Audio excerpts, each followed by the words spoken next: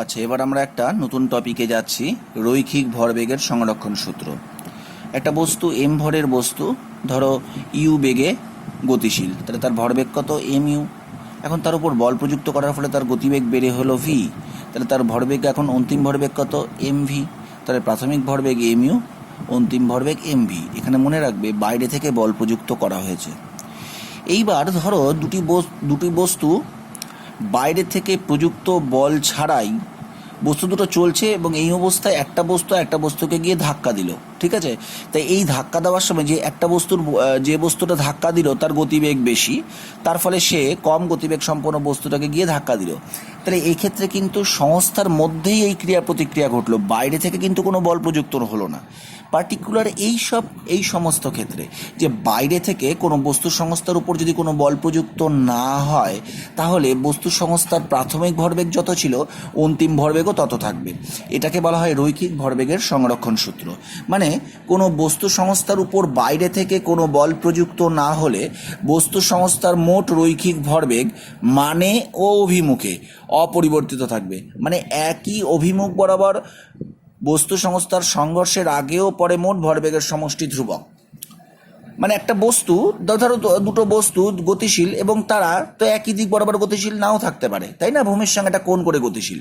তাহলে তারপর গিয়ে তারা পরস্পরকে ধাক্কা দিল, তাহলে সেই মুহূর্তে কিন্তু তাদের এই যে গতিবেগ, তার দুটো উপাংশ থাকতে পারে, অনুভূমিক উপাংশ আর উল্লম্ব উপাংশ। তাহলে যে কোনো একটা উপাংশ তোমাকে বেছে নিতে হবে, সেই উপাংশ বরাবর বস্তু রৈখিক ভরবেগের এই সংরক্ষণ সূত্র প্রযোজ্য হবে। মানে একটি বস্তু সমষ্টির প্রত্যেকটি বস্তুর রৈখিক ভরবেগের উপাংশ কোনো একটি পছন্দ মতো দিক বরাবর নির্ণয় করলে তুমি যে কোনো একটা দিক বরাবর নির্ণয় করতে পারবে, কিন্তু সব কটা বস্তুরই গতিবেগের উপাংশ ওই দিক বরাবরই তোমাকে নিতে হবে। যদি এইরকম নিয়ে তুমি গণনা করো, তাহলে বস্তুগুলির মধ্যে পারস্পরিক ক্রিয়া ঘটুক বা নাই ঘটুক, ওই উপাংশগুলির সমষ্টি সবসময় ধ্রুবক থাকবে। আমি এখানটা একটা ছোট্ট উদাহরণ দিয়ে দেখানো হয়েছে। দেখো এখানটায় যে একটা স্মল m1 ভরের বস্তু যার গতিবেগ u1 আর m2 ভরের বস্তু যার গতিবেগ u2। m2 m1 এর থেকে বেশি, u1 আবার u2 থেকে বেশি, u1 গ্রেটার দ্যান u2। তাহলে কি হবে? এই বস্তুটা ধীরে ধীরে এগোতে থাকবে, গিয়ে পরস্পরকে সংঘর্ষ করবে। এখন এই সংঘর্ষের সময় ধরলাম এই বস্তুটা এই বস্তুটার উপরে p12 বল প্রয়োগ করলো। নোটেশনগুলো একটু খেয়াল করো, p12। ঠিক আছে, তাহলে 1 নম্বর বস্তু 2 নম্বর বস্তুর উপর বল প্রয়োগ করলো। তাহলে নিউটনের তৃতীয় সূত্র অনুসারে m2 বস্তু m1 এর উপর কত বল প্রযুক্ত করবে? 2 নম্বর বস্তু 1 নম্বর বস্তুর উপর p21 প্রতিক্রিয়া বল সৃষ্টি করবে। এই পারস্পরিক ক্রিয়া প্রতিক্রিয়া হয়ে গেল।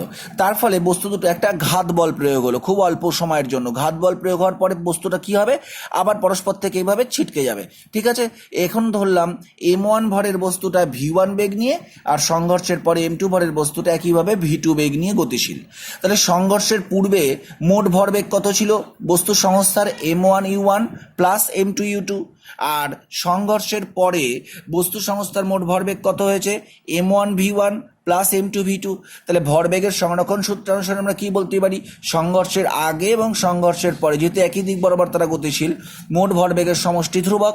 তাহলে m1 u1 plus m2 u2 equal to m1 v1 plus m2 v2। এখন দেখো নিউটনের তৃতীয় গতিসূত্র থেকে ভরবেগের সংরক্ষণ সূত্র প্রতিষ্ঠা করব আমরা। কোনো বাহ্যিক বল ক্রিয়া না করলে দুটি বস্তু সংঘর্ষের সময় পরস্পরের ওপর ঘাত বল প্রয়োগ করে। কথাটা মনে রাখতে হবে, এর আগেও আমরা বলেছি। কোনো বাহ্যিক বল ক্রিয়া না করলে দুটি বস্তু সংঘর্ষের সময় পরস্পরের ওপর ঘাত বল প্রয়োগ করে, যা নিউটনের তৃতীয় গতিসূত্র অনুসারে পরস্পর সমান, ক্রিয়া প্রতিক্রিয়া পরস্পর সমান। প্রথম বস্তুর উপর প্রযুক্ত বল আমরা ধরলাম F21 এবং F2R। এখানে নোটেশনগুলো দেখো, ফোর্স প্রথম বস্তুর উপর প্রযুক্ত ঘাত বল, ফোর্স ডিউ টু 2 on 1। প্রথম বস্তুর উপর প্রযুক্ত বল দ্বিতীয় বস্তুর জন্য F21 is equal to, notation লিখছি, মাইনাস অফ দ্বিতীয় বস্তুর উপর প্রযুক্ত বল F12। ঠিক আছে, এই 1 2 2 1 এগুলো নিয়ে বেশি মাথা ঘামিও না। ঠিক আছে, এগুলো হচ্ছে জাস্ট নোটেশন। F21কে যদি আমরা বলি প্রথম বস্তুর উপর প্রযুক্ত বল, তাহলে দ্বিতীয় বস্তুর উপর প্রযুক্ত বলকে বলবো F12। ঠিক আছে, এইবার কি করছি? সংঘর্ষের সময়কাল ধরি আমি টি সময় ধরে সংঘর্ষ হয়েছে, তাহলে আমরা টি দিয়ে দুই দিকে গুণ করে দিই, তাহলে তো সমীকরণটা একই থাকলো। এখন এখানে বল আর সময়ের গুণফল, মানে এটা কি হয়ে গেল, বলের ঘাত হয়ে গেল, তাই না? ঘাত বল থেকে সময় গুণ করে দিলে বলের ঘাত হয়ে গেল। তাহলে F21 প্রথম বস্তুর উপর প্রযুক্ত ঘাত বল কত, তার ভরবেগের পরিবর্তন, তাই না? তার ভরবেগের পরিবর্তন, আমরা বলের ঘাত সমান সমান বস্তুর ভরবেগের পরিবর্তন আমরা পড়েছি এর আগে। তাহলে এই বলের ঘাত প্রথম বস্তুর উপর হচ্ছে প্রথম বস্তুর ভরবেগের পরিবর্তন, মানে m1v1 minus m1u1 is equal to দ্বিতীয় বস্তুর ক্ষেত্রে minus of m2v2 minus m2u2। তাহলে এবার সব u1 আর v1 গুলো একদিকে নিয়ে যাই, তাহলে m1u1 প্লাস m2u2, দেখো এটা এদিকে নিয়ে আসছি, m1 প্লাস m1u1 আর মাইনাসে মাইনাসে প্লাস m2u2, তাহলে একবার লিখছি এখানে m1u1 plus m2u2 is equal to m1v1, আর এটাকে পাশে যদি নিয়ে আসি তাহলে একইভাবে প্লাস m2v2। তাহলে আমরা কি বলছি, দেখো m1u1 প্লাস m2u2 এটা তো সংঘর্ষের আগে বস্তু সংস্থার ভরবেগের সমষ্টি, আর m1v1 প্লাস m2v2 সংঘর্ষের পরে বস্তু সংস্থার মোট ভরবেগের সমষ্টি, অর্থাৎ সংঘর্ষের আগে ও পরে বস্তুর মোট ভরবেগের সমষ্টি সমান, বা বস্তু সংস্থার মোট রৈখিক ভরবেগ সংরক্ষিত। এবার আমরা পড়ি ভরবেগের সংরক্ষণ সূত্র থেকে নিউটনের তৃতীয় গতিসূত্র, উল্টোটা।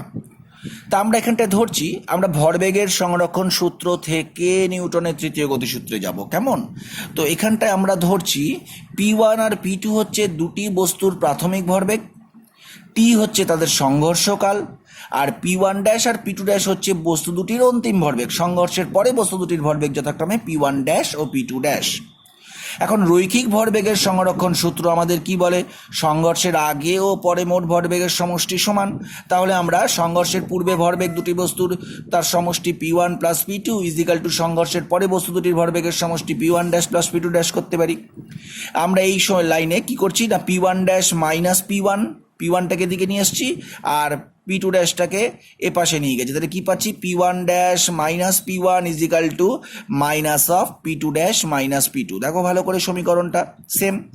এবার আমরা সংঘর্ষের সময়কাল টি দিয়ে ভাগ করে দিচ্ছি, তাহলে ভরবেগের পরিবর্তনের হার হচ্ছে, তাই না, সময় দিয়ে ভাগ করা মানে হার, তাহলে ভরবেগের পরিবর্তনের হার বস্তুর উপর প্রযুক্ত বলের সমানুপাতিক।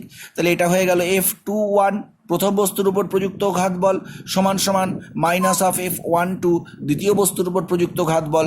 তাহলে এইটা কি, প্রথম বস্তুর উপর ক্রিয়া, দ্বিতীয় বস্তুর প্রতিক্রিয়া, তাহলে ক্রিয়া সমান সমান মাইনাস প্রতিক্রিয়া, মানে ক্রিয়া প্রতিক্রিয়ার সমান এবং পরস্পরের বিপরীতমুখী।